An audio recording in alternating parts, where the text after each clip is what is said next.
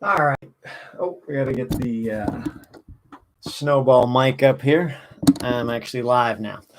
So today is a bit of a poignant day for me because my daughter, Indigo, just turned 21, which is a pretty big benchmark.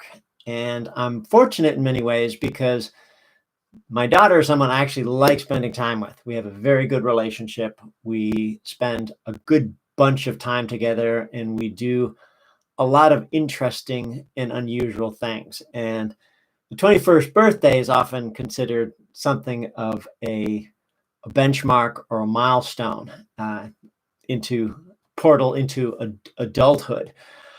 But I wanted to talk a little bit about my experience as a parent, and today seems like a good day to do it. So one of the first benchmarks, the most obvious one perhaps, is if you are going to have a child, opt in full 100%, which means that you are there.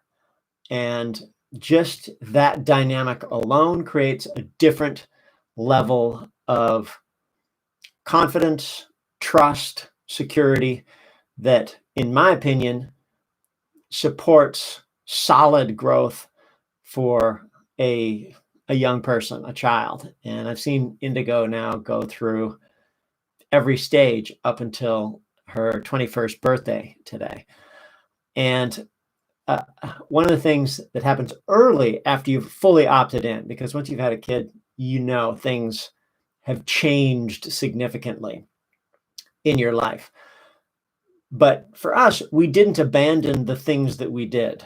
We ended up bringing our baby, Indigo, along with us to many different situations. We weren't parents who put a fence around her and put bubble wrap over the entire house and cocooned up, because personally, I don't think that's the best way to raise a functioning, interactive child who's going to ultimately contribute to society and make a positive impact.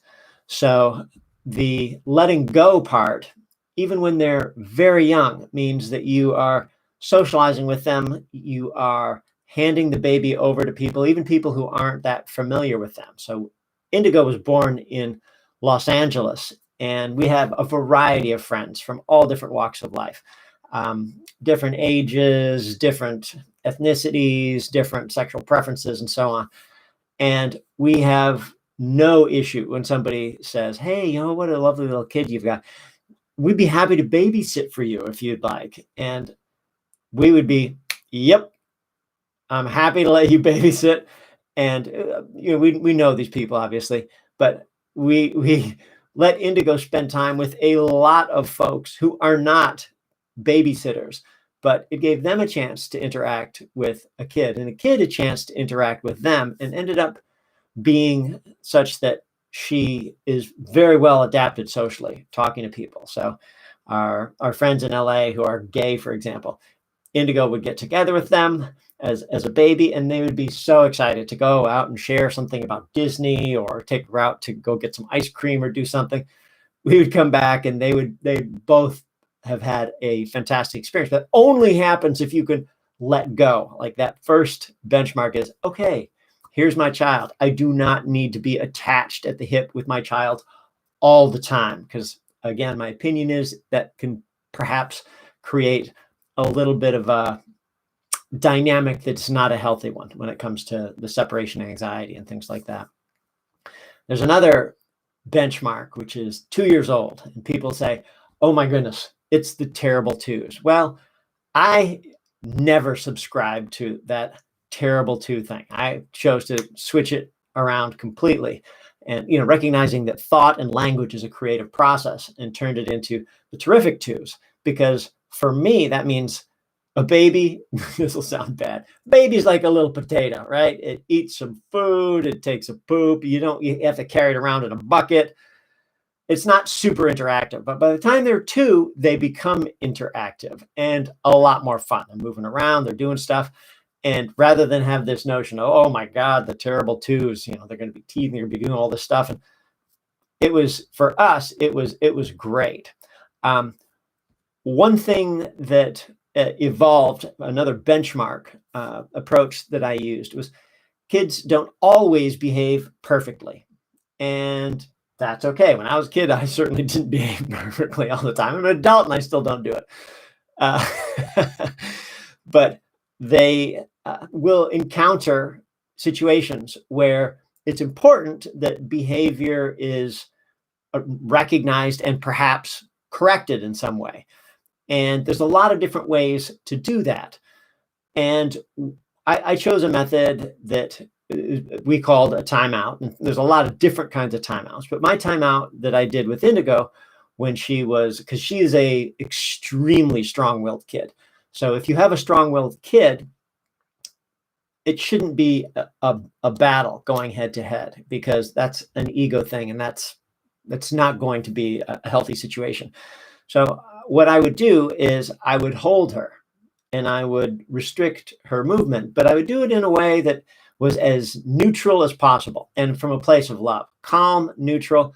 I would hold her. If she'd want to kick and fuss and scream a little bit, I'd let her. And she would go for as long as she felt like it. But as soon as it sort of came down a little bit, I would explain to her. I was like, and even though her language skills might not have been on an adult level, I would explain to her, well, sweetie, the reason you're getting this time out is you were pulling mommy's hair, and you did it several times, even after we said, please don't do that. That hurts mommy. You kept doing it.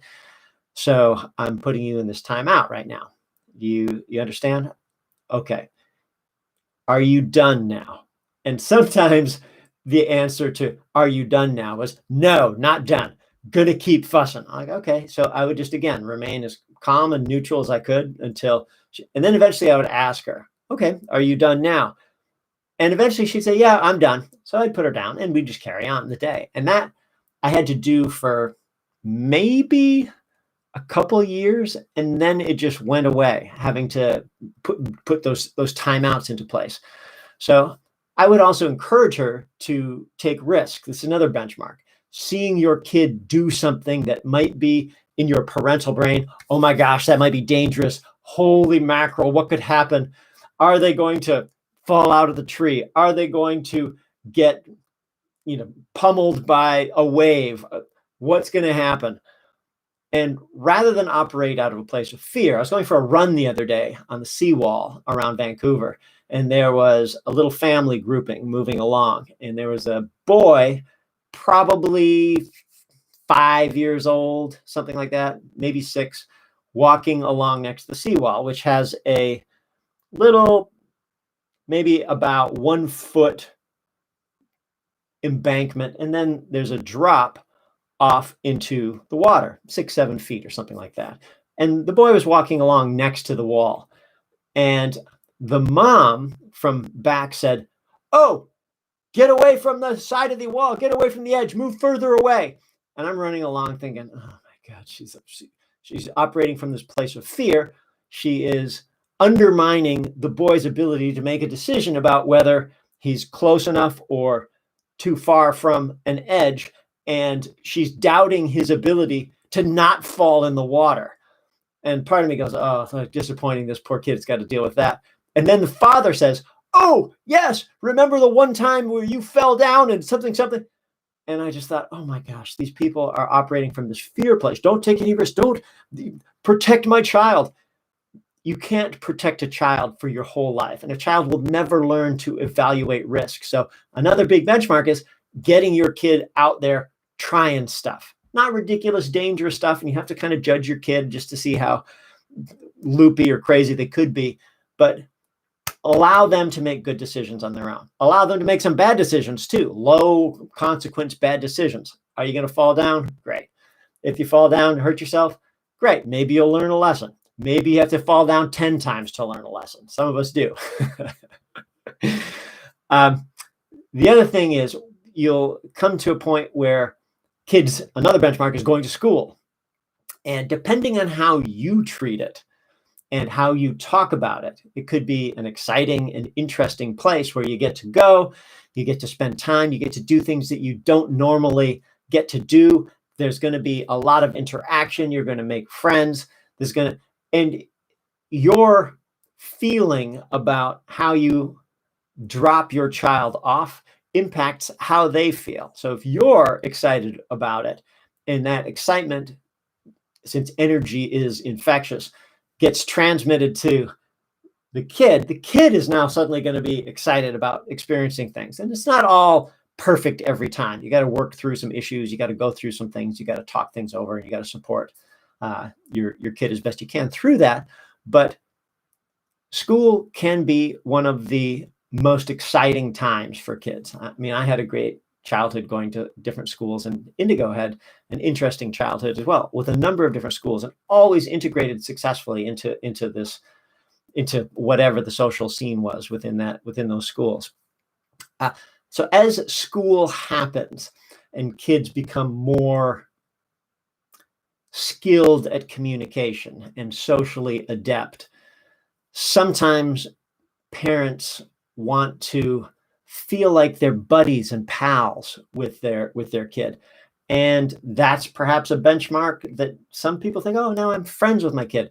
Well, I'm a friend with my kid, but there's a very distinct line. And I think it's important growing up that you are an authority figure.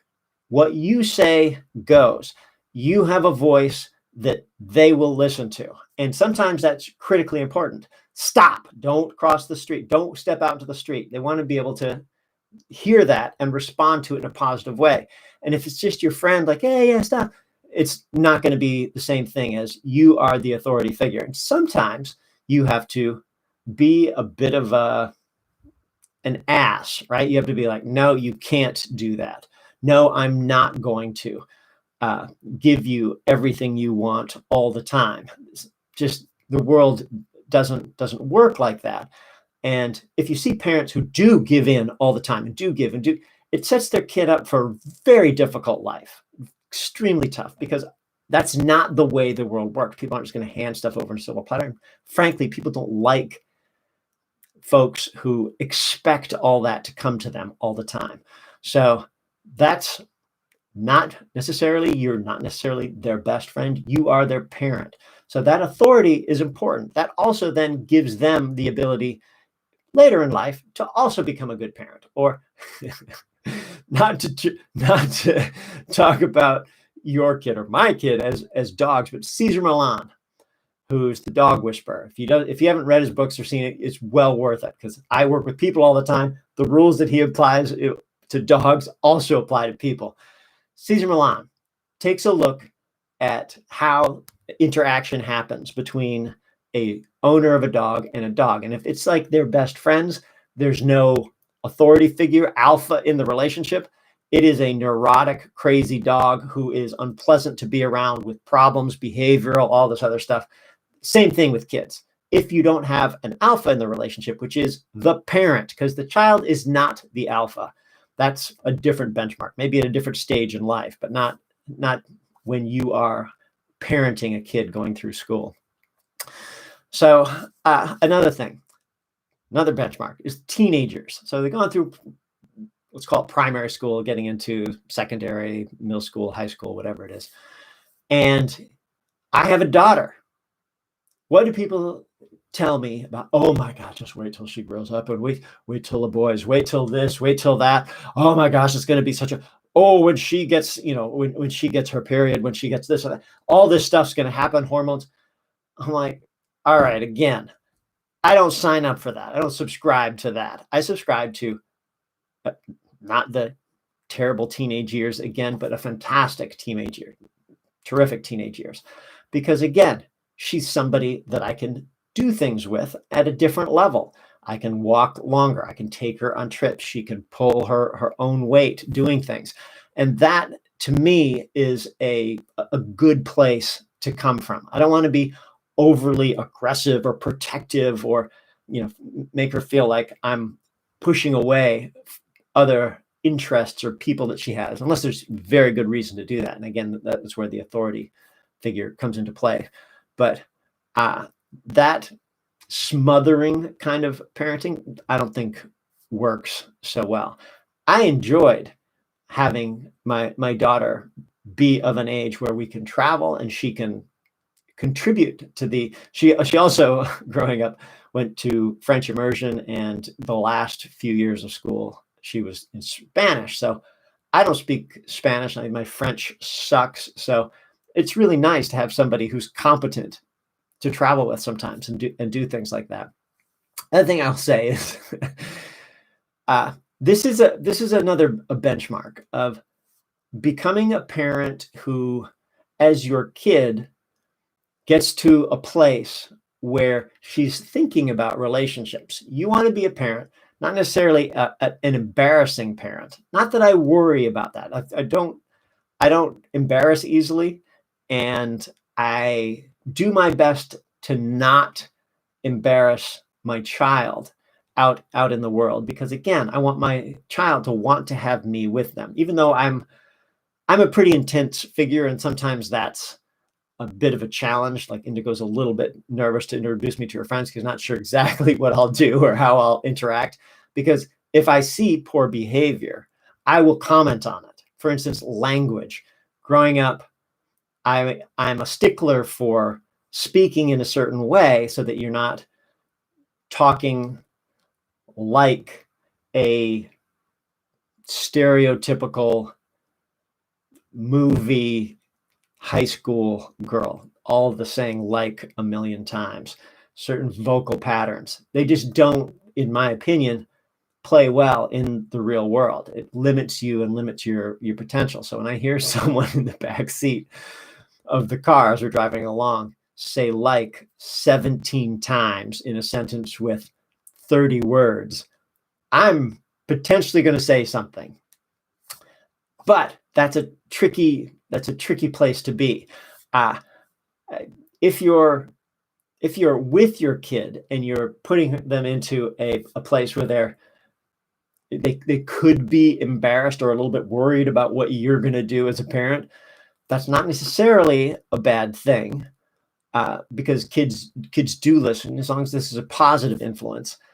But I think you can kind of tease a little bit, but also provide validation. So I don't want to be, again, the type of parent who's always trying to tickle, because every time you come up to your kid, oh, tickle, tickle, or, provoke, trick, just for fun, because frankly, that erodes trust, and that kind of sucks, right? So sometimes I have a very playful personality. So sometimes I have to resist getting in and messing with her a little bit. I don't do it as much. I do it sometimes, but I don't do it as much because I recognize I want to be the person she likes to be around. So if you can be a person who is not embarrassing, but sticks to your values in such a way that it's consistent, that you can build trust, and you give validation, credit, love, support on a regular basis, you end up with a good relationship. So one thing that I did growing up with Indigo is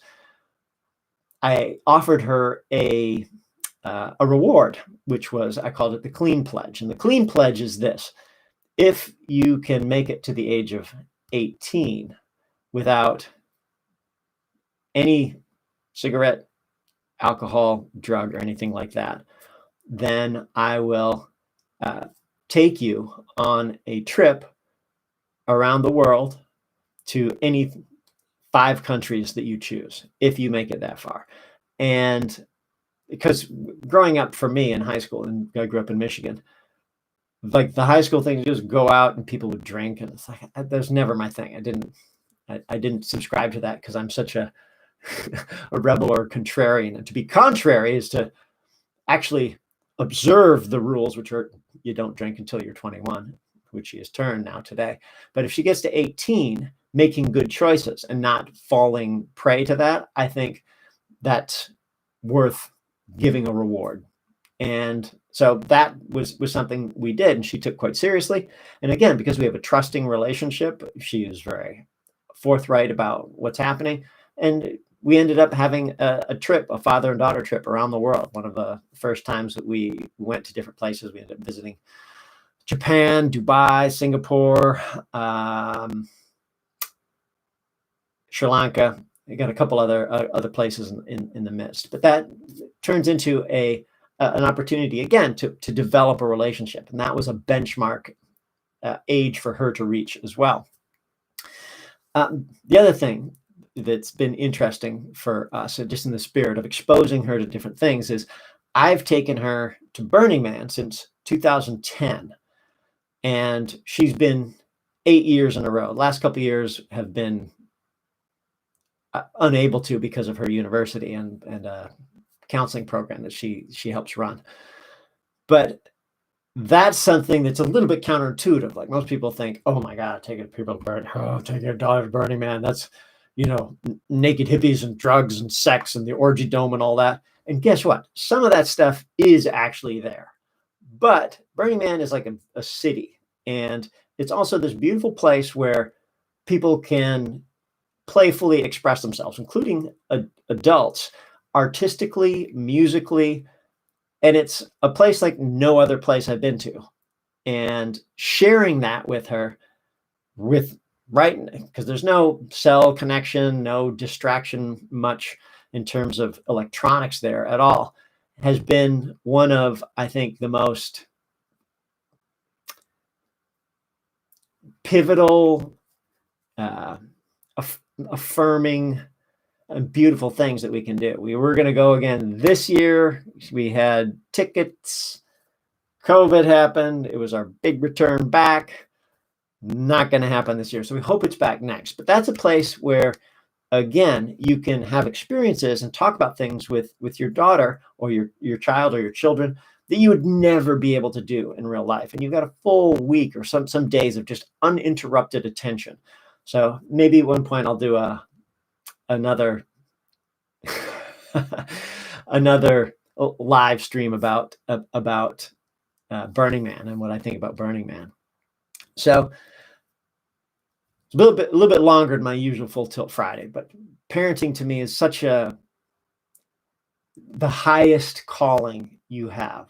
And it's so important to create good people to continue to influence the world in a positive way. So once she's finished with school, which will be probably in the next year or year and a half, I'm confident that she'll be in a good place to move forward. So that'll be another huge benchmark and one that will be extremely poignant. I will be a sad day for my wife and I when my daughter isn't living with us any longer. So parental benchmarks, parenting. If you have experiences similar to mine or different than mine, please share. I'd love to hear them. And it's a little bit of a departure from my usual ultra or adventure talk. If you appreciate it, let me know. Show me a thumbs up. Hit subscribe if you haven't subscribed. You can jump on my Instagram. You'll see pictures of some of the things I've talked about, which is @CarrieWard. It'll be in the description. And if you want to support directly, I have a Patreon account as well. You can throw in $1, $2 a month, something like that, whatever you feel is reasonable and it's not a stretch for you. It would be fantastic to see that type of support as well. And I'm going to continue these Full Tilt Fridays rolling along. If you got suggestions for topics, please do share. I would be happy to hear them.